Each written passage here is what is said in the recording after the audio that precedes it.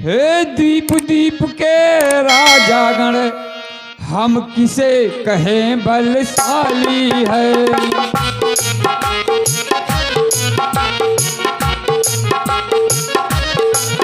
मुझको तो यह विश्वास हुआ पृथ्वी वीरों से खाली है।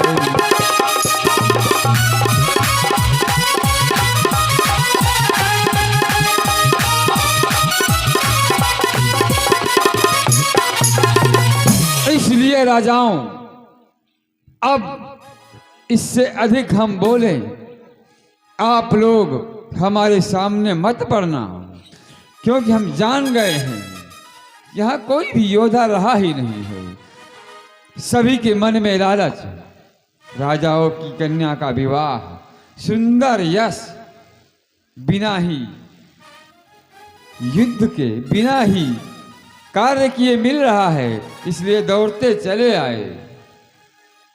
अगर हमें एक ख्याल तक होता, पहले ख्याल होता है 100, तो ये बेबसी नहीं होती।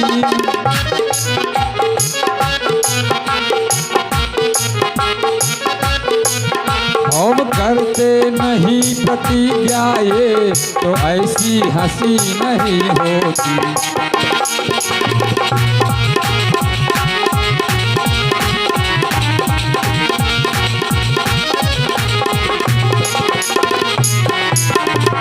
अफसोस की बात है, अगर हम अपने प्रण को तोड़ें तो पाप में पड़ते हैं, अगर नहीं तोड़ते हैं तो कन्या कुंवारी रहती है। किस प्रकार से नींद आएगी हमें, किस प्रकार से चैन मिलेगा। चार चीजें हमेशा इंसान को दुख पहुंचाती है। जिनके सर पर कर्ज का बोझ लदा हो, उसे नींद नहीं आ सकती। जिसके घर में कन्या सयानी हो, उसे नींद नहीं आएगी। आज मैंने प्रण करके अफसोस किया है, इसलिए सभी राजाओं अब चले जाओ। हे दीप दीप के राजा गण, हम किसे कहें बलशाली है। अब मुझको यह विश्वास हुआ पृथ्वी वीरों से खाली। चले जाओ। बस महाराज, बस बहुत हुआ।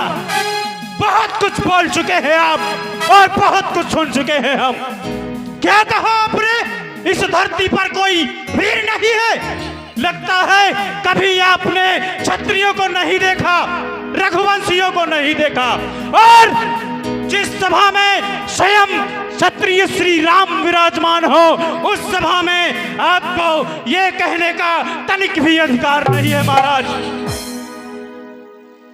और सच्चे क्षत्रिय, सच्चे योद्धा, सच्चे क्षत्रिय, सच्चे योद्धा अपमान नहीं सह सकते हैं। और जिनको सुनने की ताब नहीं, वो चुप कैसे रह सकते हैं महाराज? और रघुवीर राम जी के होते, रघुवीर राम जी के होते अनुचित वाणी कह डाली है। और ये तप्त वज्र से लगते हैं कि पृथ्वी वीरों से काली है।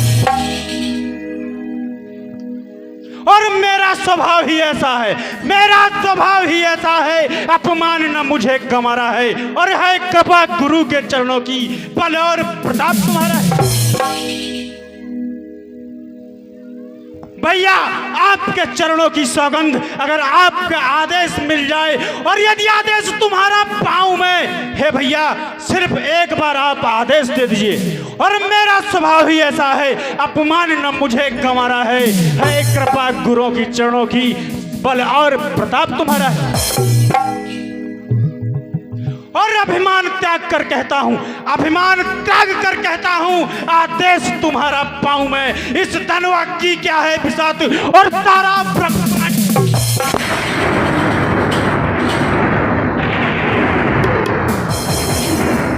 और आप इस जीर्ण धनुष की बात कर रहे हैं। वर्षों पुराना ये जीर्ण धनुष, इसकी आप बात कर रहे हैं। हम किसी का अपमान नहीं कर रहे हैं। और फिर कच्चे घड़े समान उसे, फिर फिर कच्चे घड़े समान उसे दम भर में फोड़ फाड़ डालूं, या गाजर मूली की नाई चुटकी में तोड़ता डालूं। और यह धनुष पुराना घिसा पिटा, यह धनुष पुराना घिसा पिटा तिनके सा किस गिनती में है, और सैकड़ों कोस तक ले दौड़ू, इतना तो बलुगली में। लखन लाल बोले जब ही बचन सकोप कराल, पृथ्वी थर भर हो गई दहल उठे दिगपाल। शांत भैया, आप अपने क्रोध को शांत करें। महाराज का जो वचन कहे हैं केवल हमें और आपको ही नहीं कहे, जितने राजा आए हैं ये वचन सभी के लिए उपयोग किए गए हैं। अर्थात आप आसन ग्रहण करो। मुनि विश्वामित्र जी, हमारा किसी का अपमान करने का कोई मन नहीं, लेकिन इस निराशा से भरे हुए समाज में देख करके कौन नहीं कहेगा। बताओ, इतना सब कुछ इंतजाम करने के उपरांत सभा में आज प्रण का आखिरी दिन, और उस पर ये धनुष। क्या हम सोचेंगे और क्या लोग सोचेंगे कि इस धनुष को हिलाने वाला कोई नहीं है। अगर हमारे फूटे हुए उद्गार से कुछ निकल गए हैं टूटे शब्द, तो मैं उसके लिए क्षमा प्रार्थी हूँ। सभी से हाथ जोड़ करके निवेदन करता हूँ, आप लोग हमारी त्रुटियों को क्षमा करना। लेकिन क्या करें, नतीजा तो वही है। उस बाप से पूछिए जिसकी कन्या सयानी हो। मुनि विश्वामित्र जी, आप ही समझाइए हमें कुछ। महाराज जनक, आप कतई भी परेशान न हो। समय आने पर धनुष भी टूटेगा और आपकी पुत्री का विवाह भी होगा। बेटा राम,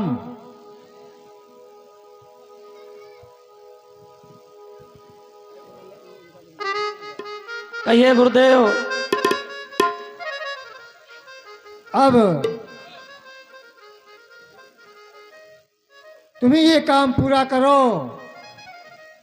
उठो राम भंजहु भव चापा,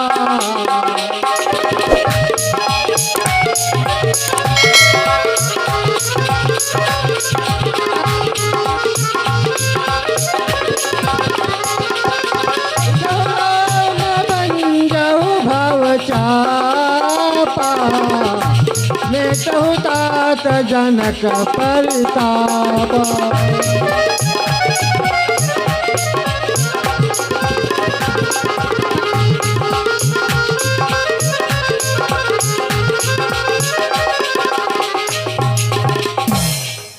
बेटा राम, इधर देखो हमारी तरफ।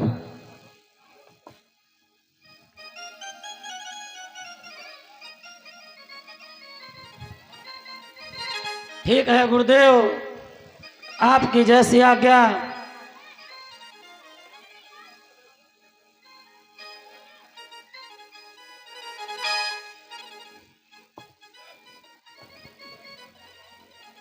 गुरहि प्रणाम मनहि मन कीन्हा, गुरहि प्रणाम मनहि मन कीन्हा, अति लाघव उठाई धनु लीन्हा। बैठ जा भैया, सभी लोग बैठ के देखें, खड़े मत होइए।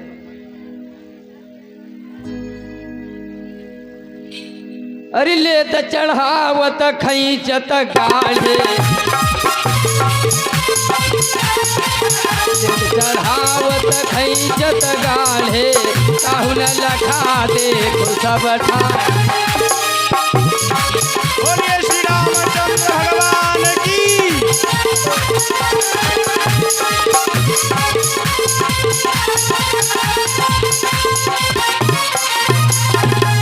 सन राम मध्य धनु तोरा, भरे भुवन धुनि घोर कठोरा। बोलिए श्री रामचंद्र भगवान की जय हो। प्रभु दो चाप खंड मही डाले, प्रभु दो चाप खंड मही डाले, देख लोग सब भय चुकारे।